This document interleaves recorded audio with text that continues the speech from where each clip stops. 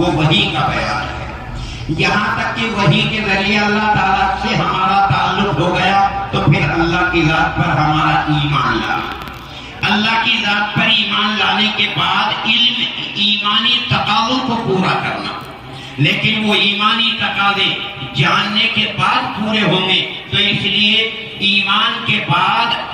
علم کی بات لا کر اور علم کے فضائل بیان کر کے اور علم کا مقام بیان کر کے پھر اعمال کا ذکر کیا۔ اعمال میں اولاً عبادات کو لائے۔ عبادات میں سب سے پہلے نماز ہے، روزہ ہے اور زکوٰۃ ہے اور حج ہے، اور عبادات کے بعد میں پھر معاملات کی بات لائے۔ معاملات میں چاہے وہ نکاح کا معاملہ ہو، چاہے وہ بیع و شراء کا معاملہ ہو، چاہے وہ اپنوں سے ہو، چاہے وہ دشمنوں سے معاملہ ہو، جسے ہم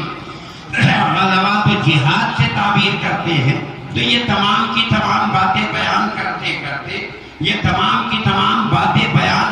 کرتے امام بخاری رحمت اللہ علیہ ہمیں اس آخری سبق میں یہ بتائی بھی بات کہی، وہ آخری دن جو ہوگا اس آخری دن میں دنیا کے تمام مکلفین کا اس کے حساب کے لیے دن بھی اتنا بڑا جس کی مقدار فرمائی، مقدار ہو 50,000 سنہ، 50,000۔ اس طرح آج یہ کتاب کا آخر ہو رہا ہے، اس کے بعد میں پھر آخری دن میں ہمیں دوبارہ اللہ کی عدالت میں پہنچنا ہوگا۔